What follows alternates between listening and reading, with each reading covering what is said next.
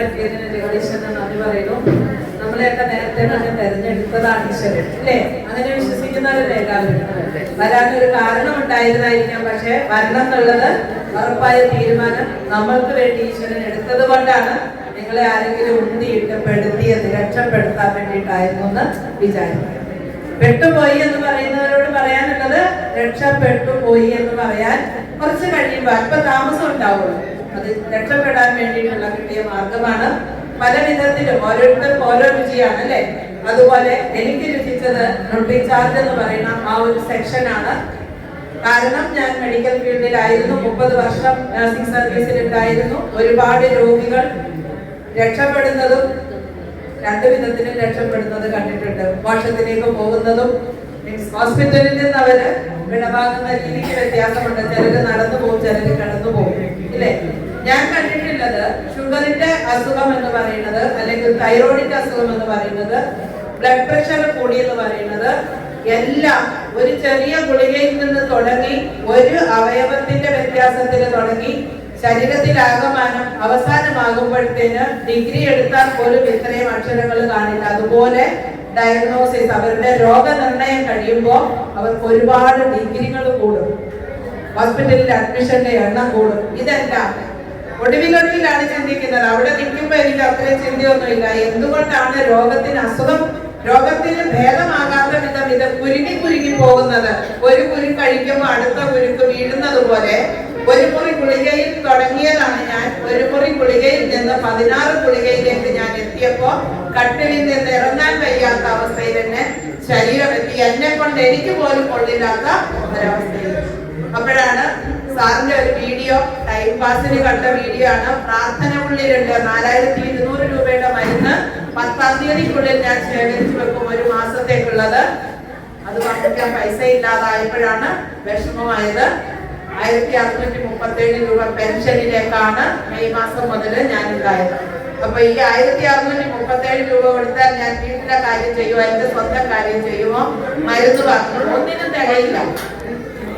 അങ്ങനെ പ്രാർത്ഥനയുണ്ടായിരുന്നു. ഇതിൽ നിന്നൊരു മോചനമില്ല. കാരണം ഇത്രയും ഗുളിക കഴിച്ചിട്ടും വേദനകൾ കൂടുന്നതല്ലാതെ ഒരു വേദനയ്ക്കും ഒരു ശമനം കിട്ടിയിട്ടില്ല. അപ്പൊ അങ്ങനെ ഇരിക്കുന്ന സമയത്ത് ടൈം പാസിന് വീഡിയോ കാണും, ഏതെങ്കിലും കാണും, കുറച്ചേരം കഴിയുമ്പോൾ മാറ്റിയിടും, തിരിഞ്ഞു കിടക്കുമ്പോൾ വീണ്ടും ഫോൺ എടുക്കും. അങ്ങനെ എടുത്തപ്പോ ഒരു പ്രാവശ്യം പോപ്പപ്പ് ചെയ്തു വന്നൊരു വീഡിയോ ആണ്, ലിവ് വിതൗട്ട് മെഡിസിൻ, നിങ്ങൾക്കും മരുന്നില്ലാതെ ജീവിക്കാം. ആദ്യം ഞാൻ സ്ക്രോൾ ചെയ്ത് വിട്ടു. പിന്നെ ഞാൻ ഓർത്തു, കാണുന്നതിൽ എന്താണ് കുഴപ്പം, ഇതുവരെ കണ്ടിട്ടില്ലാത്ത ഒരു വെറൈറ്റി വീഡിയോ. ആക്ച്വലി അതെന്റെ ജീവിതത്തിലെ വഴിത്തിരിവായി. ശരിക്കും ആ വീഡിയോ കണ്ട് ഞാൻ അവസാനം എത്തിയത് ഈ ഗുളിക, ഇപ്പൊ സാറ് താന്നു വെച്ച ഈ ഗുളികയുടെ ഡീറ്റെയിൽ ആണ്. അപ്പൊ ഇത് ആര് തുടങ്ങി? അപ്പൊ നോക്കുമ്പോ ഇക്ക ഫാർമസ്യൂട്ടിക്കൽസ് എന്ന് പറയുന്ന 45, അന്ന് 45, ഇതിപ്പോ 50 വർഷത്തോളമായി മെഡിക്കൽ മരുന്നുണ്ടാക്കുന്ന കമ്പനിയാണ്. അദ്ദേഹം ബേസിക്കലി ചാർട്ടേഡ് അക്കൗണ്ടന്റ് ആണ്. പക്ഷെ അദ്ദേഹം ലാൻഡപ്പ് ചെയ്തത് ഇന്ത്യക്ക് വന്ന് സെറ്റിൽ ആയപ്പോ അദ്ദേഹം തുടങ്ങിയത് മരുന്ന് കമ്പനിയാണ്. ആ മരുന്ന് കമ്പനി അവരുടെ മെഡിസിൻ ഉപയോഗിച്ചിട്ടുണ്ട്, നല്ല മെഡിസിൻ. പക്ഷെ ആ നല്ല മെഡിസിൻ എന്ന് പറയുന്നത് എന്തിനാന്ന് ഇപ്പൊ എനിക്കറിയില്ല. അന്നൊക്കെ നല്ല മെഡിസിൻ പക്ഷെ എഫക്റ്റീവ് ആണ്, കൊടുത്താൽ നമ്മൾ ഉദ്ദേശിക്കുന്ന ഫലം കിട്ടും. പക്ഷെ മരുന്നുകളുടെ പൊതു സ്വഭാവം ഒരിടത്തും മാറുന്നില്ല. ഏത് കമ്പനിയാണെങ്കിലും എന്താണ് പൊതു സ്വഭാവം? ഉദ്ദേശിക്കാത്ത കുറെ ഫലങ്ങളും കൂടെ നമുക്ക് നേരിടും. ഷുഗറിന് അരമുറി ഗുളിക കഴിച്ചു, അത് കഴിഞ്ഞ് 1 ഗുളികയായി, പിന്നെ 3 പിന്നെ അതിന്റെ മുകളിൽ ഓരോന്ന് കയറ്റി 3 ഗുളികയായി. പക്ഷെ ഷുഗർ കുറഞ്ഞോ? ഷുഗർ കുറഞ്ഞില്ല. HbA1c കൂടി, കൂട്ടത്തില് കൊളസ്ട്രോളും കൂടി, കൂട്ടത്തില് BP-യുടെ ഗുളിക സ്റ്റാർട്ട് ചെയ്തു. ജനുവരി 5-ാം തീയതി 2011 ജനുവരി 5-ാം തീയതി അരമുറി മെറ്റ്ഫോർമിൻ ഗുളിക സ്റ്റാർട്ട് ചെയ്ത് ഞാൻ 2020 ഇറങ്ങുമ്പോ അൾസർ സഹിതമുള്ള അസുഖങ്ങൾക്ക് എല്ലാം കൂടെ മൊത്തം ഒരു 16 ഗുളിക, പിന്നെ 17 ഗുളിക, ഇത്രയുമായിരുന്നു. പക്ഷെ അത് എടുത്തു കഴിക്കാൻ പോലും എനിക്ക് പറ്റാത്ത അവസ്ഥയായി. തല കുളിക്കുമ്പോ അയൽവക്കക്കാരോട് പറയും, തലയൊന്നും തോർത്തി തരണം. ഈ ഒരു അവസ്ഥയിൽ കിടന്ന് ഞാൻ അവിടെ നിന്ന് എഴുതേക്കാൻ സപ്പോർട്ട് ഇല്ലാതെ എന്റെ കാര്യങ്ങൾ ചെയ്യാൻ വേണ്ടിയിട്ടാണ് ശരിക്കും ഞാൻ ഇതിലേക്ക് വന്നത്. കുറെ റിവ്യൂസ് കണ്ടു, നോർത്ത് ഇന്ത്യൻസ് ഒക്കെ പറഞ്ഞിരിക്കുന്നു ഒരുപാട് ഗുണമുണ്ട്, ഒരുപാട് വ്യത്യസ്തമായിട്ട് ഓരോരുത്തർക്ക് ഓരോ വിധത്തിലാണ് വ്യത്യസ്തത ഫീൽ ചെയ്തത്. ഞാൻ ആ സമയത്ത് 14 മുതൽ 16 മണിക്കൂർ വരെ ബെഡ് ടൈമാണ്, കിടക്കാനാണ് ഇഷ്ടം.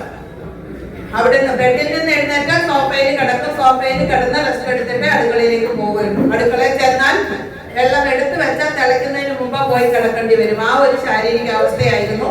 അവിടുന്ന് 10 ദിവസം ഞാൻ ഈ ഗുളിക കഴിച്ചു. ഇത് കഴിക്കാൻ എന്നോട് ആരും പറഞ്ഞിട്ടല്ല, ഞാൻ സ്വതവേ ഇതിന്റെ കണ്ടന്റ് പഠിച്ചു. ഇതിനകത്ത് വൈറ്റമിൻസും മിനറൽസും മാത്രമേ ഉള്ളൂ. വിറ്റാമിൻ കഴിച്ചിട്ട് ആരും ചത്തതായിട്ട് കേട്ടിട്ടില്ല, അഥവാ ഇതിനെ വിറ്റാമിൻ കൊടുത്ത് ആരെയും കൊന്നിട്ടില്ല. അപ്പൊ ഞാനത് കഴിച്ചതിൽ ഇത്രയേ ഉള്ളൂ. എനിക്ക് എന്തായാലും ഒരു സത്യമുണ്ട് നമ്മുടെ ജീവിതത്തിൽ, അതെന്താണ്? മരണം. അതെപ്പോഴെങ്കിലും സംഭവിക്കട്ടെ, അതിന് ഇങ്ങനെ പോകാനാണ്, ഇങ്ങനെ അങ്ങോട്ട് പോട്ടെ, അങ്ങനെ വിചാരിച്ചിട്ടാണ് ഞാൻ ഈ ഗുളിക കഴിക്കാൻ തുടങ്ങിയത്. പക്ഷെ 10ാം ദിവസം ഞാൻ കട്ടിൽ വിട്ടെഴുന്നേറ്റു. ഇനി 7 ദിവസവും ഞാൻ ഉറങ്ങാതെ ഇരുന്നിട്ട് കൂടി എനിക്കൊരു ക്ഷീണമില്ലാതെ RCMനെ പറ്റി കൂടുതൽ പഠിക്കാൻ ഞാൻ ആദ്യത്തെ 7 ദിവസം ഉറക്കം വിളച്ചിരുന്നു. പക്ഷെ ക്ഷീണമില്ല. പകലും രാത്രി ഒരുപോലെ വീഡിയോസ് കണ്ട് നോട്ട്സ് എഴുതിയെടുത്ത് RCM എന്തിനു തുടങ്ങി, ആര് തുടങ്ങി, ഇവിടെ എന്തൊക്കെയാണ് അതിലൂടെ ഉദ്ദേശിക്കുന്നത്, ഇതെല്ലാം മനസ്സിലായപ്പോ എന്റെ മനസ്സിലുള്ള കാര്യം, കുഴിച്ചു മൂടിയ കാര്യങ്ങൾ, നമുക്ക് ഒറ്റയ്ക്ക് ചെയ്യാൻ പറ്റാത്ത കാര്യങ്ങൾ ഒരുപാട് പേരുടെ സഹായത്തോടു കൂടി, ഒരു കൂട്ടായ്മയോടുകൂടി ചെയ്യാൻ പറ്റും. ഞാനത് തുടക്കകാലത്തെ മീറ്റിംഗിൽ തന്നെ 11 മണിക്കത്തെ പ്ലാറ്റ്ഫോമിൽ കേട്ടോണ്ടിരിക്കുമ്പോൾ ഞാൻ പറഞ്ഞിട്ടുണ്ട്, എന്നോട് മൂർത്തി സാർ ചോദിച്ചിട്ടുണ്ട്, മാഡം എന്തിനാ വന്നത്? എനിക്ക് ഒറ്റയ്ക്ക് ചെയ്യാൻ പറ്റാത്ത കാര്യം എനിക്കിവിടെ ചെയ്യാം. ഞാൻ ജോലി ചെയ്തോണ്ടിരുന്ന സമയത്ത് ഞാൻ 11:30-12 മണിയാകുമ്പോ ഫോൺ വിളിച്ച് ഇൻസ്ട്രക്ഷൻ കൊടുക്കും, നിങ്ങൾ 3 മണിക്ക് ഇന്ന സ്ഥലത്ത് എത്തണം എന്നൊരു ക്ലാസ് ഉണ്ട്. അന്ന് പവർ ഉണ്ട്. ഞാൻ അവിടെ നിന്ന് ഇറങ്ങിക്കഴിഞ്ഞ് ഞാൻ 3 മണിക്ക് ഇന്നടത്ത് എത്തണമെന്ന് പറഞ്ഞാൽ ആരെയും വെക്കും. അപ്പൊ കൂട്ടിപ്പോയ പോലീസുകാരുടെ അവസ്ഥയില്ലേ. അപ്പൊ ഒരുപാട് കാര്യങ്ങൾ എന്റെ തലയിലുണ്ട്, എന്റെ ജീവിതാനുഭവമുണ്ട്, ഞാൻ പഠിച്ചതുണ്ട്. അപ്പൊ ഈശ്വരനോട് ഒരേ ഒരു ചോദ്യമാണ് ചോദിച്ചുകൊണ്ടിരുന്നത്, ഞാൻ ആർക്ക് പറഞ്ഞു കൊടുക്കും, എവിടെ പറഞ്ഞു കൊടുക്കും? എനിക്ക് അതിനൊരു വേദി വേണ്ടേ, എന്നെ ആര് കേൾക്കും? ഇതൊക്കെയാണ് സ്ഥിരമായിട്ട് പ്രാർത്ഥനകൾ. അങ്ങനെയാണ് ഈ വീഡിയോ കണ്ടത്. ഒരു കാര്യം കൂടിയുണ്ട്, ഭാഗവതരുടെ മകളാണ്, അതെനിക്ക് ഏറ്റവും ഇഷ്ടമായി. അച്ഛന്റെ പാതയെ പിന്തുടരാൻ തൊട്ടടുത്ത് അമ്പലമുണ്ട്. പണിയെല്ലാം കഴിയുമ്പോൾ അവിടെ പോയി ഇരിക്കാം, വായിക്കാം. കൊച്ചു കുഞ്ഞുങ്ങൾക്ക് വേണ്ടിയിട്ട് പുരാണ കഥകൾ ചെറുതായിട്ട് എഴുതി അവർക്ക് പറഞ്ഞ് മനസ്സിലാക്കി കൊടുക്കാം. ഇതൊക്കെയായിരുന്നു എന്റെ പദ്ധതി. പക്ഷെ വെള്ളപ്പൊക്കം വന്ന് എന്റെ പുസ്തകങ്ങൾ മുഴുവനും ഒലിച്ചു. അപ്പൊ ഉള്ളിലിരുന്ന് പറയുന്നത്, ഇത് നിനക്കുള്ളതല്ല, നിനക്ക് മറ്റൊന്നാണുള്ളത്. അപ്പൊ ഞാൻ തിരിഞ്ഞ് പെട്ടെന്ന് ചോദിച്ചു, എന്താണ് എനിക്കുള്ളതെങ്കിൽ 5ാം ദിവസം ഇവിടെ എത്തിയിരിക്കണം, ഞാനിനി അന്വേഷിച്ചു പോവില്ലാട്ടോ. ആരോടാ പറയുന്നത് ഈശ്വരനോടാണ്. കൃത്യം 5 ദിവസത്തിനുള്ളിൽ ഈ ഒരു വീഡിയോ കാണുകയും 7 ദിവസത്തിനുള്ളിൽ എന്നെ RCM എന്ന് പറഞ്ഞ പേര് പരിചയപ്പെടുത്തിക്കൊണ്ട് എന്റെ ബന്ധു എന്റെ അടുത്ത് വരികയും ചെയ്തു. കനകമ്മയ്ക്ക് RCM ചെയ്യാൻ. ഞാൻ ചോദിച്ചു, അതെന്താന്ന് ചോദിച്ചാൽ അവരുടെ പ്രൊഡക്റ്റ് ഒക്കെ നല്ലതാണ്. എന്ത് പ്രൊഡക്റ്റ്? ആട്ട, ഗോതമ്പ് പൊടി, എണ്ണ എല്ലാം ഉണ്ട്. സാധനങ്ങൾ നല്ലതാണ്. എവിടെയുണ്ട് കട? ഇവിടെ അടുത്തൊക്കെ കാണും കട. ഇത്രേ പറഞ്ഞുള്ളൂ. പിന്നെ വീണ്ടും ഞാൻ യൂട്യൂബിനെയും ഗൂഗിളിനെയും ഒക്കെയാണ് ആശ്രയിച്ചത് ഇത് പഠിക്കാൻ. അത് പഠിക്കാനാണ് ANCC എന്ന് പറഞ്ഞൊരു കോഴ്സ്, കംപ്ലീറ്റ് എൻഗേജ്ഡ് ആയിട്ടിരിക്കാൻ വേണ്ടിയിട്ട് ഇഗ്നോ യൂണിവേഴ്സിറ്റിയിൽ 48,000 രൂപ ഫീസ് കൊടുത്ത് 1 വർഷത്തെ ഒരു കോഴ്സിന് ചേരാനിരിക്കുന്ന സമയത്താണ് RCMൽ ID എടുത്തവർക്ക് ഇതേ കോഴ്സ് 3600 രൂപയ്ക്ക് ഓഫർ ചെയ്തു മനീഷ മാഡം. ന്യൂട്രി ചാർജ് കമ്പനിയുടെ മാർക്കറ്റിംഗ് ഹെഡാണ്, വൈസ് പ്രസിഡന്റ് ആണ്. അങ്ങനെ ഒരു ഓഫർ വന്നപ്പോ അന്ന് തന്നെ മെയ് 13-ാം തീയതി ഞാൻ ഏപ്രിൽ 29-ാം തീയതി RCM ID എടുക്കുന്നു. മെയ് 13-ാം തീയതി തന്നെ ഈ ഒരു ഓഫർ കിട്ടുന്നു. അന്ന് തന്നെ ഞാൻ ANCC ജോയിൻ ചെയ്തു. അപ്പൊ അത് കഴിഞ്ഞ് അതിനകത്ത് പഠിച്ചു കഴിഞ്ഞപ്പോ ശരിക്കും കണ്ണു തുറച്ചു പോയി. ഒരിക്കലും ചിന്തിക്കാത്ത കാര്യങ്ങളാണ് അവിടെ പറയുന്നത്. പക്ഷെ നിത്യ ജീവിതത്തിൽ നമ്മൾ ഓരോരുത്തരും ചെയ്യുന്ന തെറ്റുകളാണ് 1 by 1 ആയിട്ട് പറയുന്നത്. എന്തുകൊണ്ടാണ് വീട്ടിലെ ആഹാരം കഴിച്ചിട്ടും നമ്മൾ രോഗിയാകുന്നത്? ആരെങ്കിലും രോഗം വരാൻ വേണ്ടിട്ട് ആഹാരം കഴിക്കാറുണ്ടോ? പട്ടിണി ഉണ്ടോ?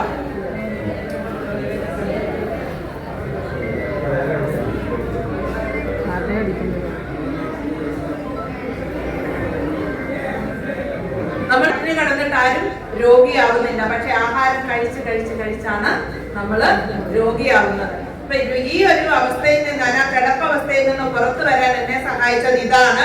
പക്ഷെ ഇത് കട്ടിലേന്ന് എഴുന്നേക്കാൻ സഹായിച്ചെങ്കിലും കട്ടിലേന്ന് എഴുന്നേക്കാൻ എന്നെ സഹായിച്ചെങ്കിലും എന്റെ വയറ്റിലെ അൾസറിന്റെ വേദന അസഹനീയമാണ്. ആഹാരം കഴിച്ചാലും വേദന, ആഹാരം കഴിച്ചില്ലെങ്കിലും വേദന. അങ്ങനെയാണ് രാജൻ സാറിനെ കോൺടാക്ട് ചെയ്യുന്നത്. രാജൻ സാർ എനിക്ക് അഡ്വൈസ് ചെയ്തു. ഫോണിലാണ്, എനിക്ക് സാർ ഏതാന്ന് അറിയില്ല, ഫോണിലാണ്. സാറ് പറഞ്ഞു, madam rice bran oil 15 milli രാവിലെ എഴുന്നേക്കുന്നുടനെ കുടിക്കണം. ഞാൻ ഫോണിലൂടെ ആയിട്ട് സാറിന്റെ മുഖം കണ്ടില്ല, പക്ഷെ എന്റെ മുഖം ഏതാണ്ട് നമ്മൾ ഈ പരസ്യം കാണുന്നത് മാതിരി ആയിപ്പോയി. ഞാൻ കുടിച്ചത് തന്നെ എന്ന് വിചാരിച്ചു. ശരി സാറേ എന്ന് പറഞ്ഞ് ഫോൺ വെച്ചു. 2 മാസം കഴിഞ്ഞിട്ടും വയറുവേദനയ്ക്ക് ആശ്വാസമില്ലാത്തത് കൊണ്ട് ഞാൻ പിന്നെ സാറിനെ വിളിച്ചു. ദീപക് സാറിന്റെ അപ്ഡേനാണ്. സാറിനോട് ചോദിച്ചാണ് രാജു സാറിന്റെ നമ്പർ വാങ്ങിച്ചത്. അപ്പൊ സാറ് പറഞ്ഞു, മാഡം സത്യം പറയണം, എണ്ണ കുടിച്ചോ? സത്യമായിട്ട് ഞാൻ കുടിച്ചിട്ടില്ല. അതാ നിങ്ങൾ കുടിച്ചിട്ട് വിളിച്ചാൽ മതി. ടപ്പേര് ഫോൺ കട്ട് ചെയ്തു. പിന്നെ ഞാൻ വിളിച്ചിട്ടില്ല. പിന്നെ ഞാൻ കുടിക്കാൻ തീരുമാനമെടുത്തതിന്റെ കാര്യം, ഇത്രയും ആൾക്കാര് എണ്ണ കുടിച്ചിട്ട് ഒരാൾ പോലും ചത്തെന്ന് റിപ്പോർട്ട് ചെയ്തിട്ടുണ്ട്. എല്ലാവരും ഭയങ്കര എനർജറ്റിക് ആയിട്ട് സന്തോഷമായിട്ടിരിക്കുന്നു. ഇപ്പോഴും കുടിക്കുന്നു, രാവിലെ കുടിക്കുന്നു, വൈകിട്ട് കുടിക്കുന്നു. പിന്നെ ഞാൻ എന്തൊരു സാധനം, എന്തായാലും ചാകുന്നത്. ആ ഒരു പോളിസിയില് എണ്ണയും കൂടെ കുടിക്കാൻ തുടങ്ങി. 6 അൾസർ ഉണ്ടായിരുന്നത് 2.5 മാസം കൊണ്ട് കംപ്ലീറ്റ് നോർമലായി. കഴിഞ്ഞ എത്രയോ വർഷങ്ങളായിട്ട് എല്ലാ 6 മാസം കൂടുമ്പോഴും എൻഡോസ്കോപ്പി ചെയ്ത് എണ്ണം നോക്കുമായിരുന്നു. എത്ര എണ്ണമായി എന്ന് നോക്കാൻ വേണ്ടിയിട്ടാണ്, അതിന്റെ സൈസ് നോക്കാൻ വേണ്ടിയിട്ടാണ് ശരിക്കും എൻഡോസ്കോപ്പി ചെയ്തത്. ആ എൻഡോസ്കോപ്പി ചെയ്തിട്ട് പ്രത്യേകിച്ച് ഒരു ഗുണമില്ല. കുഴൽ കുത്തിക്കയറ്റാൻ വേണ്ടിയിട്ട് കുറച്ച് മയക്കുമരുന്ന് തരും. മയങ്ങി തെളിയുന്നത് വരെ അവര് കാത്തിരിക്കും. ഉറക്കം വിട്ട് കഴിയുമ്പോൾ നോക്കിക്കോ ഇത്. അപ്പൊ ഞാൻ കൈകൊണ്ട് ചോദിക്കും, ഇത് എന്ത് പോയത്? 1, 2, 2, 3. അങ്ങനെയാ വേണ്ട, എന്ത് ചെയ്യാൻ പറ്റും? നോൺ ഹീലിംഗ് അൾസർ കടന്നാൽ അത് ക്യാൻസർ ആണ്. എവിടുന്ന് എങ്ങോട്ടാണ് ഈശ്വരൻ തിരിച്ചു കൊണ്ടുവന്നെന്ന് നോക്കാം. അപ്പൊ ഞാൻ തിരിച്ചു വന്നിട്ടുണ്ടെങ്കിൽ എന്നിലൂടെ എന്റെ ആ ഒരു അച്ചീവ്മെന്റ്, എന്റെ ലൈഫ് തിരിച്ചു പിടിച്ച ആ ഒരു അച്ചീവ്മെന്റ് ഒരുപാട് ആൾക്കാർക്ക് ഗുണം പറഞ്ഞു കൊടുക്കാൻ വേണ്ടിയിട്ടാണ്. ന്യൂട്രീഷ്യന്റെ ആവശ്യകത മനസ്സിലായത് അവിടെ മുതൽ പഠിച്ചപ്പോഴാണ്. എന്റെ ഈ വലത് കാല് ഒടിഞ്ഞ് ഡിസ്ചാർജ് ചെയ്ത് ഹോസ്പിറ്റലിൽ നിന്ന് പോരുമ്പോ ഡോക്ടർ പറഞ്ഞു, സിസ്റ്ററെ കാല് മടക്കരുത്. കാല് മടക്കിയില്ല. 6 വർഷം ഇങ്ങനെ വെച്ചുകൊണ്ട് ജോലി ചെയ്തു. ന്യൂട്രീഷന്റെ ക്ലാസ് കേട്ടോണ്ടിരുന്ന സമയത്ത് സുരേഷ് സാറിനോട് ഞാൻ പറഞ്ഞു, സാറേ എനിക്ക് കാലൊന്ന് മടക്കണം. കാല് മടക്കണം. മടക്കിക്കോ. ഞാൻ മടക്കി, ഒന്നും സംഭവിച്ചില്ല. 6 വർഷം ഞാൻ എന്തുകൊണ്ട് മടക്കിയില്ല? ഡോക്ടർ എന്നോട് പറഞ്ഞു, കാല് മടക്കരുത്, അഥവാ മടക്കിയാൽ ഒട്ടിച്ചു വെച്ചിരിക്കുന്ന ലിഗമെന്റ് പൊട്ടിപ്പോകും, പശ മാറിപ്പോകും എന്ന് പറഞ്ഞത് കൊണ്ട് ഞാൻ കാല് മടക്കിയില്ല. പക്ഷെ കാല് മടക്കാതെ തന്നെ എന്റെ വീട്ടിലെ പണി ഞാൻ ചെയ്തു. എങ്ങനെ ചെയ്തു? അടുക്കളയിൽ താഴെ ഒന്നും പാത്രമില്ല, എല്ലാം മോളിലാണ്. കുനിയണ്ടല്ലോ, അതിന്റെ കൂടെ കൂനിന്മേൽ കുരു എന്ന് പറയുന്ന പോലെ disk products L4 L5 disk പുറത്തോട്ട് തള്ളി. പിന്നെ കാലിന്റെ വേദനയും കൂടിയായി. സർജറിക്ക് കൊണ്ടുപോയി. തലേ ദിവസം സർജറി ചെയ്യാൻ സമ്മതിച്ചു. പിറ്റേ ദിവസം സാറേ എനിക്ക് പേടിയാ, സർജറി വേണ്ട. ഞാനപ്പോ തിയേറ്റർ സൂപ്പർവൈസർ ആണ്. എനിക്കറിയാമല്ലോ ഒറ്റിയുടെ ടൈമിംഗ് ഒക്കെ എങ്ങനെയാണ് സമയം കൊടുക്കുന്നത്. സാറേ ഞാൻ കൊടുക്കാണ് സാർ പേടിക്കണ്ട, സാറിന് ദോഷം വരിക്കും. ഇറങ്ങിപ്പോന്നു. 3.5-4 മാസത്തിന് ശേഷം ഞാൻ ഇപ്പൊ കൊണ്ടുവന്ന ബാഗ് ഒരു 22 കിലോ വെയിറ്റ് അതിന്റെ അകത്തുണ്ടാവും. ആ ബാഗ് തോളിലിട്ട് ഞാൻ സാറിനെ കാണാൻ ചെയ്തു. സർജറി വേണമെന്ന് പറഞ്ഞ സാറ് എന്നെ നോക്കി തോന്നിടും, ബാഗ് താത്തിട്ട്. ഞാൻ ചെന്തിന് ഡിസ്ക്, ഞാൻ അത് നോക്കാൻ വന്നതാണ് സാർ, എനിക്ക് കുഴപ്പമൊന്നുമില്ല. ലിഫ്റ്റ് പണ്ട് ഉപയോഗിക്കില്ല, ഇപ്പോഴും ഉപയോഗിക്കില്ല. ലിഫ്റ്റ് ഏറ്റവും കുറവ് ഉപയോഗിക്കുന്നു. സ്റ്റെപ്പ് കയറിയാണ് സാറിനെ കാണാൻ വന്നത്. സാറ് എക്സ്റേ എടുത്തിട്ട് ഞാൻ ഇപ്പറേ വന്നു കഴിയുമ്പോ സാറ് പഴയ എക്സ്റേ, പുതിയ എക്സ്റേ വെച്ചിട്ട് ഇങ്ങനെ നോക്കാണ്. L4 L5 അല്ലായിരുന്നു. അതായത് കറക്റ്റ് നമ്മള് ഈ പിടിക്കണ ഭാഗം. എന്ത് ചെയ്യാതെ നമ്മൾ കയറിപ്പോയി. സാറിനെ പറഞ്ഞ് കണ്ടിക്കണമെന്ന്. കണ്ടിച്ച് കഴിഞ്ഞ കുറെ ആളുകളെ പറ്റി ഞാൻ ഇങ്ങനെ ഓർത്തപ്പോഴാണ് എനിക്ക് പേടി വന്നത്. ഞാൻ അങ്ങനെ പെട്ടുപോയാൽ ഞാൻ പെട്ടു. കാരണം എല്ലാത്തിനും ഒറ്റക്കോടി നടക്കുന്നതാണ് വർഷങ്ങളായിട്ട്. കാരണം ഒരാളെ ഡിപ്പെൻഡ് ചെയ്യുന്ന സ്വഭാവം കണ്ടു. അപ്പൊ നമുക്ക് ചെയ്യാൻ പറ്റുന്ന കാര്യങ്ങൾ നമുക്ക് ചെയ്യണം. നമ്മളെ കൊണ്ട് എന്ത് ചെയ്തു കൊടുക്കാൻ പറ്റും അത്രയും ചെയ്യണം. അതാണ് ജീവിതത്തിന്റെ ചിന്താഭാഗം. അങ്ങനെയാണ് മുന്നോട്ട് പോയിക്കൊണ്ടിരിക്കുന്നത്. ആ സമയത്ത് എന്നെ സഹായിച്ചത് ഈ ഗുളിക മാത്രമല്ല, പ്രോട്ടീൻ പൗഡറും. പക്ഷെ എങ്ങനെയാണ് ഒരു മനുഷ്യന് കുറവുകൾ വരുന്നതെന്ന് കൃത്യമായിട്ട് മനസ്സിലാക്കിയത് കൊണ്ടാണ് ന്യൂട്രീഷൻ സയൻസിനെ ചേർത്ത് പിടിച്ചത്. പ്രകൃതി ഒരുക്കി വെക്കുന്ന ഇല, പൂവ്, കായ, വേര്, തണ്ട്, തൊലി ഇത്രയും ഭാഗങ്ങളിൽ ഒരു പ്രകൃതി ഒരുക്കി വെക്കുന്ന സത്തായ ഭാഗം എടുത്ത് സയൻസിന്റെ സഹായത്തോടു കൂടി, ശാസ്ത്രജ്ഞന്മാരുടെ സഹായത്തോടു കൂടി, റിസർച്ച് വിങ്ങിന്റെ സഹായത്തോടു കൂടി ഗുളിക രൂപത്തിൽ, പൗഡർ രൂപത്തിൽ അത് നമുക്ക് എത്തിച്ചു തന്നപ്പോ കഴിക്കാൻ നമുക്ക് പേടി. കിഡ്നി പോവോ? ഇതല്ലേ ചോദിക്കുന്നേ. ഇവിടെ ഇരിക്കുന്ന എത്ര പേർക്ക് ധൈര്യമായിട്ട് പ്രോട്ടീൻ പൗഡർ കണ്ടിന്യൂ ചെയ്യാൻ പറ്റും? ചെയ്യില്ല. കുറിപ്പിക്കറക്കാം. കാരണം ഈ ക്ലാസ് കഴിഞ്ഞ് അങ്ങോട്ട് ഇറങ്ങി ചോദിക്കും, ഇന്ന് ഞാൻ ഒരാളോട് പറഞ്ഞു, ഞാൻ എന്റെ അടുത്തുണ്ടായിരുന്നു, ഞാൻ മൂക്കിനെയാണ് ഇടിച്ചത്. എന്തിനാണെന്നറിയോ? പ്രോട്ടീൻ എടുക്കുന്ന കാര്യം മറന്നു പോകുന്നു. അതിന് സൈഡിലോട്ട് വളർന്നോണ്ടിരിക്കുക. ഇത്രയുള്ള ആൾ ഇത്രയും വീതി വെച്ചാൽ ഞാൻ കുണ്ടുന്ന് വിളിക്കും. കുണ്ടുണ്ണ ആരാന്നറിയോ? പഴയ ഒരു സിനിമ നടിയാണ്. കുട്ടക്കുറുമ പോകുന്ന പോലെ നടക്കാം. പക്ഷെ നടക്കാൻ പറ്റുമോ? നടക്കാൻ പറ്റില്ല. ശ്വാസപിടിപ്പ് കൂടും. മസിലാണ് നമ്മുടെ ശരീരത്തിന്റെ ബലം. ശരീരവേദന പ്രായമായവർ അനുഭവിക്കുന്നതും മസിലിന്റെ കുറവുകൊണ്ടാണ്. 35 വയസ്സ് കഴിയുന്ന ഓരോ പുരുഷനും സ്ത്രീയും ശരീരത്തിൽ നഷ്ടപ്പെടുന്ന മസിലിനെ നഷ്ടപ്പെടാതിരിക്കാൻ വേണ്ടിയിട്ട് തിരിച്ചറിവോട് കൂടി പ്രവർത്തിക്കണം. നിങ്ങളൊന്ന് ഓർത്ത് നോക്കിയാൽ മതി. ഞാൻ കല്യാണം കഴിയുന്നതിന് മുമ്പ് ഇങ്ങനെയായിരുന്നു. ഞാനൊരു 30 വയസ്സ് കഴിഞ്ഞപ്പോഴാണ് ഇങ്ങനെ ആയത്. അതിനോരോ കാരണം കണ്ടുപിടിക്കും. സിസേറിയനായിരുന്നു, അനങ്ങിയില്ല. പിന്നെ പറയും 48-49 വയസ്സായെങ്കിൽ എന്റെ യൂട്രസ് എടുത്ത് കളഞ്ഞത് കൊണ്ട് ഞാൻ വണ്ണം വെച്ചു. ഇതൊന്നുമല്ല, തീറ്റി കൂടുതലും അനങ്ങാതിരിക്കലും അത് തന്നെയാണ് പ്രശ്നം. മസിൽ കുറഞ്ഞു ഫാറ്റ് കൂടി വരുന്നു. കഴിക്കുന്ന ഭക്ഷണം അത്രയും കൺവേർട്ട് ചെയ്ത് ഫാറ്റായിട്ട് ശരീരത്തിൽ അടിഞ്ഞു കൂടുകയാണ്. എന്നിട്ട് പറയും ഞാൻ ഇങ്ങനെയാ എന്ത് കഴിച്ചാലും. രണ്ടാമത്തെ കാര്യം, ഡിപ്രഷൻ മനോഭാവം. സങ്കടം കൊണ്ട് നടക്കുന്ന മനുഷ്യരാണ് എല്ലാവരും. മനസ്സിന്റെ ബുദ്ധിമുട്ട് തുറന്നു വിടില്ല. പ്രഷർ കുക്കർ ആവില്ല. ചീറ്റാത്ത പ്രഷർ കുക്കർ ഒരു ദിവസം പൊട്ടിത്തെറിയും. അത് പാണ്ടിലോറി കയറിയ കള്ള മാതിരി ഇരിക്കും. അങ്ങനെ ആവണോ? ചുറ്റിനും വയസ്സായ ആളുകൾ ഇഷ്ടം പോലെ ഉണ്ട്. വീട്ടിലുണ്ടാവാം, അവര് അല്ലാതെ നമ്മുടെ ചുറ്റുവട്ടത്തും ഉണ്ടാവാം വയസ്സായ ആൾക്കാർ. അവര് വയസ്സായതുപോലെ നമ്മൾ വയസ്സാവണോ? കൂനി വടി പിടിച്ച് നടക്കണോ? അതോ നിവർന്ന് നടക്കണം? ഈ പ്രായത്തിൽ ഞാൻ എങ്ങനെ ആയിരിക്കണം? എനിക്ക് ഇങ്ങനെ തന്നെ 120 വരെ നടന്നു പോകണം. ഞാനാണ് തീരുമാനിക്കേണ്ടത്. കാരണം ഈ സ്വന്തം മാത്രമേ എന്റെ സ്വന്തം എന്ന് പറയാനുള്ളൂ. മക്കള് സ്വന്തമല്ല, ഭർത്താവ് സ്വന്തമല്ല, ഭാര്യ സ്വന്തമല്ല, സഹോദരങ്ങള് സ്വന്തമല്ല, ഈ മണ്ണും സ്വന്തമല്ല. സ്വന്തമായിട്ട് കിട്ടിയ തടിക്ക് കേടില്ലാതെ നോക്കാൻ പഠിച്ചാൽ അതിനോളം നല്ലത് മറ്റൊന്നുമില്ല.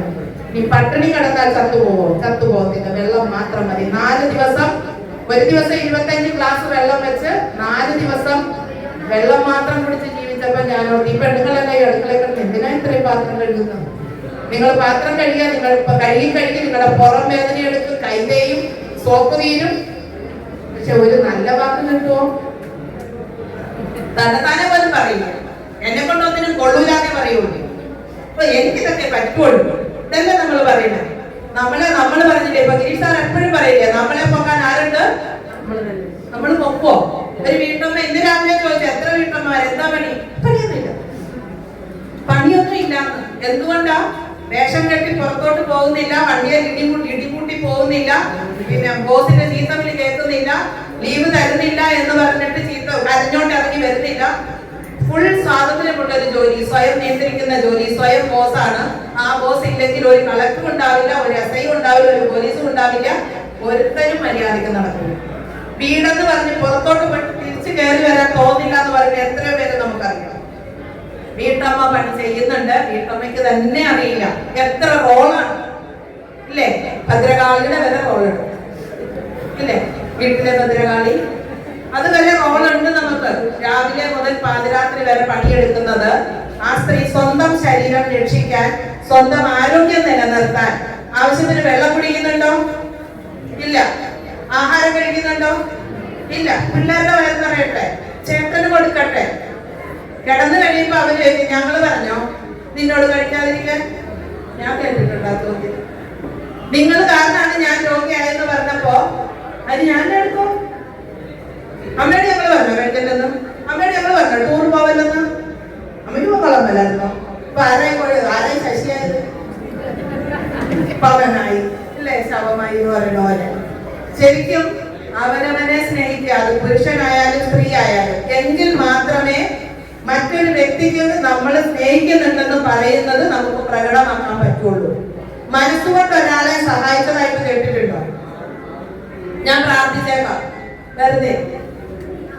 ഒന്നുകിൽ ശരീരം കൊണ്ട് സഹായിക്കണം, ഇല്ലെങ്കിൽ ശരീരം കൊണ്ട് സഹായിക്കണം, ഇല്ലെങ്കിൽ പണം കൊടുത്ത് സഹായിക്കണം. പണവും ഇല്ല, ശരീരവും ഇല്ല. സഹായം നാവിന്റെ മുമ്പിൽ മാത്രം, വെറും അധര വ്യായാമം മാത്രം. അതുണ്ടാവാതിരിക്കാൻ ഇത്രയും വലിയൊരു പ്രസ്ഥാനത്തിലേക്ക് നിങ്ങളെ ആരോ തള്ളിയിട്ടു, കുഴപ്പമില്ല. നിങ്ങൾ സ്വന്തം ഇഷ്ടത്തിന് വന്നതാവാം. ഏറ്റവും നല്ലത് അറിഞ്ഞു മുന്നോട്ട് പോയാൽ മിനിമം നിങ്ങൾക്ക് ഒരാളെ രക്ഷിക്കാൻ പറ്റും. അതാരെയാണ്? നമ്മളെ തന്നെ രക്ഷിക്കാൻ പറ്റും. നമ്മളിലെ മാറ്റം മറ്റുള്ളവരെ ഇന്നാള് ചുരുക്ക് കൂടി നടന്ന ഇപ്പൊ നടക്കണ കണ്ടില്ലേ? കുശുമ്പു ഇല്ലേ? മുന്നോട്ട് പോകും തോറും നമുക്കിപ്പം 30 വയസ്സായവരെ കണ്ടാൽ 50 വയസ്സായവരെ കണ്ടാൽ 70 വയസ്സ് പോകും. 38 വയസ്സുകാരനെ കണ്ടാൽ 55 വയസ്സുണ്ടെന്ന് തോന്നും. എന്തുകൊണ്ടാണ്? ആഹാരം കഴിക്കുന്നുണ്ട്. പോഷകങ്ങളുടെ ഗുണം അത് തന്നെയാണ്. നമ്മൾ വെച്ച് പാകപ്പെടുത്തുമ്പോ നഷ്ടപ്പെടുത്തുന്നത് എന്തെന്ന് നമ്മൾ അറിയണില്ല. നാവിന് രുചിക്കണം, വയറ് നിറയണം. അതാണ് ഭക്ഷണത്തിന്റെ കാറ്റഗറി. നല്ല മണം വേണം, നല്ല രുചി വേണം, ഏമ്പക്കം വിട്ട് എഴുന്നേറ്റ് പോകണം, പിന്നെ എവിടെയും കിടക്കണം. ഇത്രയല്ലേ ഉള്ളൂ. ഭക്ഷണം കഴിക്കുന്നത് എനർജി കിട്ടാനാണെങ്കിൽ ആഹാരം കഴിച്ചിട്ട് എന്തുകൊണ്ട് ക്ഷീണം? കൊള്ളാവുന്നതിൽ കൂടുതലാണ് നമ്മൾ സഞ്ചി നിറയ്ക്കുന്നത്. പിന്നെ എവിടെയെങ്കിലും പാമ്പരവിഞ്ഞ വാതിൽ എവിടെയെങ്കിലും കിടന്നാൽ മാത്രമേ നമുക്കൊരു സമാധാനമുള്ളൂ. കാരണം എനർജി ഇല്ല. കംപ്ലീറ്റ് എനർജി, നമ്മുടെ ബോഡിയുടെ എനർജി മുഴുവനും കഴിച്ച ആഹാരത്തെ ദഹിപ്പിക്കാൻ വേണ്ടിയിട്ടാണ് ചെലവാകുന്നത്. എന്തുകൊണ്ട് ഡിന്നർ നേരത്തെ കഴിക്കണം, അത്താഴം നേരത്തെ എന്തിനു കഴിക്കണം എന്ന് ചോദിച്ചാൽ, രാത്രി കാലങ്ങളിലാണ് നമ്മുടെ ശരീരത്തിൽ റിപ്പയർ നടക്കുന്നത്. ഓരോ സെല്ല്, കോടാനുകോടി സെല്ലുകൾ ഒരു ദിവസം നശിക്കുന്നുണ്ട്. പുതിയ സെല്ലുകൾ ഉണ്ടാവണം. കേടുപാട് പറ്റിയതിനെ നന്നാക്കി റിപ്പയർ ചെയ്തെടുക്കണം. ഇത് രാത്രിയിലെ ഉറക്കത്തിന് സംഭവിക്കുന്നതാണ്. പക്ഷെ നമ്മൾ രാത്രിയിൽ ഉറങ്ങാൻ നേരം 10 മണിക്ക് വയറിന് ഇച്ചിരി സ്ഥലമുണ്ട്, അവിടെ കൂടെ നിറച്ചിട്ട് കയറി കിടക്കും. 24 മണിക്കൂറിൽ 20 മണിക്കൂറും ശരാശരി മലയാളിയുടെ കാര്യം മാത്രം, എല്ലാവരും അല്ല, നോർത്ത് ഇന്ത്യൻസും മാറുന്നുണ്ട്.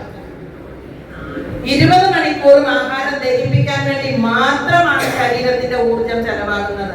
റിപ്പയറിന് വേണ്ടിയിട്ട് ഊർജമില്ല എന്ന് മാത്രമല്ല, റിപ്പയറിന് വേണ്ടുന്ന അനുതാരികൾ ഇല്ല എന്ന് പറയുന്നത്. വൈറ്റമിൻസ്, മിനറൽസ്, അമിനോ ആസിഡ്സ് ഇത് എവിടെ പോയി കൊണ്ടുവരും? ചന്തയിൽ പോയി വാങ്ങിച്ചുകൊണ്ട് വരുമോ? ശരീരം നമ്മൾ കഴിച്ചത് ചോറ്, നമ്മൾ കഴിച്ചത് ഇഡലി, ചേമ്പ്, ചേന, കപ്പ, ഇതെല്ലാം എന്താണ്? Variety carbohydrate. അതിനകത്ത് നാരുള്ളതുണ്ടാവാം, നാരില്ലാത്തതുണ്ടാവാം. പിന്നെ അതിന്റെ കൂടെ നമ്മൾ ആവശ്യത്തിലധികം വെള്ളം കൂടെ കുടിക്കും. ആഹാരത്തിനൊപ്പം വേണം വെള്ളം. ഒരു ഉരുള വായിൽ വെച്ചു, അടുത്ത വെള്ളം എടുത്തു കഴിഞ്ഞു. കുഞ്ഞുങ്ങൾക്ക് വായിൽ കുറുക്ക് കൊടുത്തു, ഉടനെ വെള്ളം കൊടുത്തു കഴിഞ്ഞു. അവിടെ മുതൽ നമ്മൾ പഠിച്ചത് നമ്മൾ ശീലിപ്പിക്കുകയാണ്.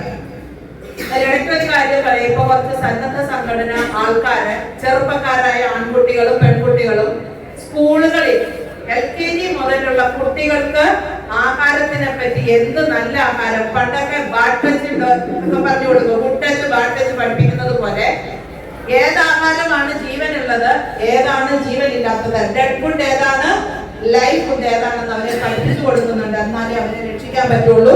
ആ കുഞ്ഞുങ്ങൾ പഠിച്ചാലേ വീട്ടിലുള്ള അമ്മമാര് മര്യാദയാവും.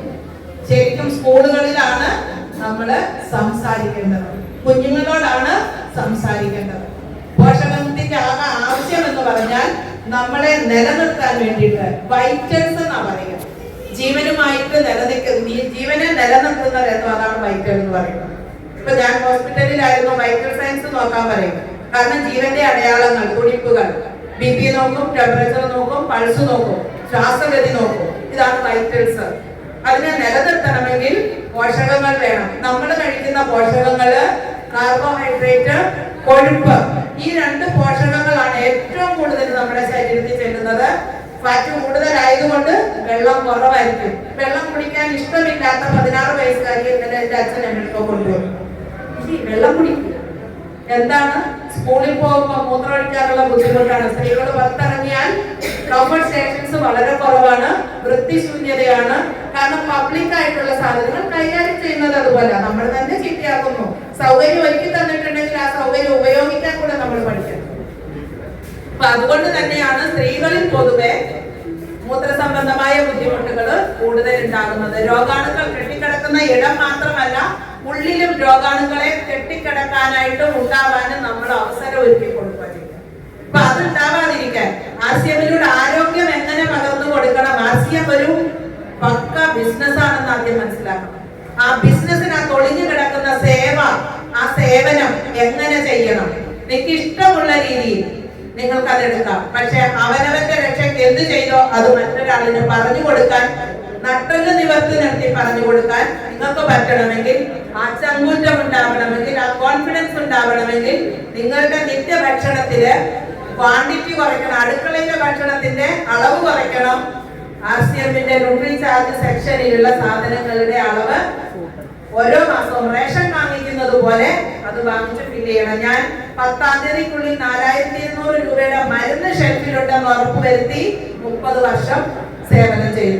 അപ്പോഴും ഞാൻ ഒരിക്കലും വിചാരിച്ചില്ല ആ മരുന്നിൽ നിന്ന് മോചനം ഉണ്ടാവും. ഇന്ന് ഈ സമയം വരെ ന്യൂട്രിചാർജ്, ഗ്ലൈസം ടാബ്ലറ്റ്, ഗ്ലൈസം പ്രോഡക്റ്റ്, ഗിലോയ് തുളസി കഴിച്ചില്ല, വേറൊന്നും കഴിച്ചില്ല. ഷുഗറുള്ള ആളിന് ഇങ്ങനെ നിൽക്കാൻ പറ്റുമോ? ഷുഗറുള്ള ആളിന് എന്നോട് പറഞ്ഞോണ്ടിരുന്നത്, സിസ്റ്ററെ ഒരു 3 മണിക്കൂർ ഇടവിട്ട് ബിസ്ക്കറ്റ് കഴിക്കണം. കഴിക്കുമായിരുന്നു. ഒരു കാലത്തും ഷുഗർ കുറയരുത് പറയാതെ പറയുന്നതാണ്. ഒരു ഗുളിക കഴിച്ചിട്ട് ഒരാൾ ഇന്ന് വരെ നേരെയായിട്ടില്ല. പക്ഷെ ഇന്ന് ഇഷ്ടംപോലെ ഓൾട്ടർനേറ്റീവ് മാർഗങ്ങളുണ്ട്. ഇന്ന് രാവിലെ കണ്ട ഒരു വീഡിയോയിൽ ഒരു പോലീസ് ഉദ്യോഗസ്ഥൻ പറയുന്നു, എനിക്ക് ഷുഗർ ഉണ്ടായിരുന്നു, ഇപ്പൊ എനിക്ക് ഷുഗർ ഇല്ല. വന്നത് കറുത്ത പൂച്ചയോ പച്ച പൂച്ചയോ വെള്ള പൂച്ചയോ, പൂച്ച ഏത് കളറുമാകട്ടെ അത് എലിയെ പിടിച്ചൊന്ന് നോക്കിയേച്ചാൽ മതി. നമുക്ക് വേണ്ടത് എന്താണ്? ആരോഗ്യം. ആരോഗ്യം തരുന്ന ഒരുപാട് പ്രൊഡക്റ്റുകൾ ഉണ്ട്. നിങ്ങൾക്ക് ഏതാണ് വേണ്ടുന്നത് അത് നിങ്ങൾ സെലക്ട് ചെയ്യാൻ ആദ്യം പഠിക്കുക. ഓരോ വ്യക്തിക്കും വ്യത്യസ്തമായിട്ടാണ് വേണ്ടുന്നത്. പക്ഷെ ബേസിക് ആയിട്ട് എല്ലാവർക്കും എന്ത് വേണം? വൈറ്റമിൻസ് വേണം, മിനറൽസ് വേണം, പ്രോട്ടീൻ വേണം, വെള്ളം വേണം. വെള്ളം വില കൊടുത്ത് വാങ്ങിക്കുന്ന കാലം വരുമെന്ന് ഞാൻ കേട്ടിട്ടുണ്ട്. പക്ഷെ ഇപ്പൊ നമ്മൾ വില കൊടുത്ത് തന്നെ വാങ്ങിക്കുന്നത്. അന്നൊക്കെ പാർട്ടി മീറ്റിങ്ങുകളിലൊക്കെ എന്റെ അച്ഛൻ പറയുന്നത് ഇതൊക്കെ വേറെ പണി ഞാൻ കേട്ടിട്ടുണ്ട്. കാരണം നേതാക്കന്മാര് പ്രസംഗിക്കുമ്പോ അവർ പറയും, വരും കാലങ്ങളിൽ നിങ്ങൾ കുപ്പി വെള്ളങ്ങൾ വാങ്ങിച്ചുകൊണ്ട് നടക്കേണ്ട കാലം വരുമെന്ന്. അപ്പൊ എന്റെ അച്ഛൻ പറഞ്ഞേ ഇവർക്കൊന്നും വേറെ പണിയില്ല, ആറ്റിൽ വെള്ളം കിടപ്പുണ്ട്, പിന്നെന്താണ് കുപ്പിക്കകത്ത് പോകുന്നത്. അപ്പൊ ആറുന്നതേ ഉള്ളൂ, ആറ്റിലെ വെള്ളം പോരാൻ പോലും കൊള്ളു. അപ്പൊ നമ്മൾക്ക് ചുറ്റിനുമുള്ളതിന്റെ ഗുണം മനസ്സിലാക്കാതെ നമ്മുടെ പരസ്യത്തിന്റെ, ശരിക്കും പരസ്യത്തിന് അടിമപ്പെട്ട ജീവിതമല്ലേ? എങ്ങനെ അറിയുന്നത് പുതിയ പുതിയ സാധനം കമ്പനി ഇറക്കിയിട്ടുണ്ടെന്ന്? മാൾട്ടോഡെക്സ്ട്രിൻ എന്ന് പറയുന്ന ഒരൊറ്റ വാക്ക് കാരണമാണ് ഞാൻ വർഷങ്ങളോളം എന്റെ പിള്ളേർക്കും എനിക്ക് ബൂസ്റ്റ് വാങ്ങിച്ചുകൊണ്ടിരുന്നത്. മാൾട്ടോഡെക്സ്ട്രിൻ എന്താണെന്ന് മനസ്സിലായത് ANCC കോഴ്സ് പഠിച്ചപ്പോഴാണ്. പഞ്ചസാരയാണ്. മാൾട്ടോഡെക്സ്ട്രിൻ എന്തോ വലിയ സാധനം, ഭയങ്കര വിറ്റാമിനുള്ള സാധനം. അതൊക്കെയാണ് എന്റെ കുഞ്ഞുങ്ങൾക്ക് കൊടുക്കുന്നത്, അതൊക്കെയാണ് ഞാൻ കഴിക്കുന്നതെന്നാണ് ഞാൻ വിശ്വസിച്ചത്. 80 പേരുണ്ട് സുഹൃത്തുക്കളെ പഞ്ചസാരയ്ക്ക്. അത് ഈ കൊമേഴ്ഷ്യൽ വേൾഡ് വ്യാപാരികള് അല്ലെങ്കിൽ ഇവര് പോലും വെക്കുന്നവരറിയണില്ല. പക്ഷെ മാനുഫാക്ചറിങ് കമ്പനികള്, പഠിച്ച ആൾക്കാര് നമ്മളെ വിഡ്ഢികളാക്കുന്നത് പല നല്ല സ്വർണ്ണ പാക്കറ്റുകള്, നാൻ വിത്ത് DHA, പെട്ടെന്നൊന്ന് കളറ് മാറി 200 രൂപയിൽ കിടന്ന സാധനം DHA ഉണ്ടെന്ന് അവര് ക്ലെയിം ചെയ്യുന്നത് കൊണ്ട് 700 രൂപയ്ക്കായി. 700 ആണെങ്കിൽ കുഴപ്പമില്ല, നല്ലതല്ലേ? ഗോൾഡൻ കളറിന്റെ പാക്കറ്റാണ്, ഉള്ളിലെ കണ്ടന്റിന് ഒരു മാറ്റമില്ല. പക്ഷെ നമ്മളുടെ ഓരോ പ്രൊഡക്റ്റിലും നമുക്ക് എന്താണോ ഈ സൈഡിൽ എഴുതിയിരിക്കുന്നത് അത് അപ്പഴുതി ഇതിനകത്തുണ്ട്. ഇനി ഒറ്റ കാര്യം കൂടെ ഞാൻ പറയാം.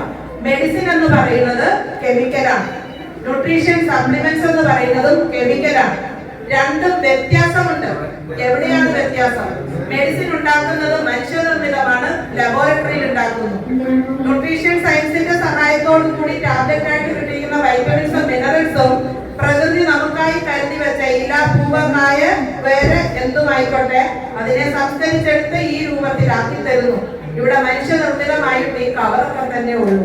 ഇതിനകത്തെ കണ്ടന്റ് മനുഷ്യനിർമ്മിതമല്ല, പ്രകൃതി നമുക്കായിട്ട് ഒരുക്കി വെച്ചത് നമ്മളിലേക്ക് എത്താൻ ഒരുപാട് പേരുടെ പ്രയത്നമുണ്ട്, സയൻസിന്റെ സഹായമുണ്ട്.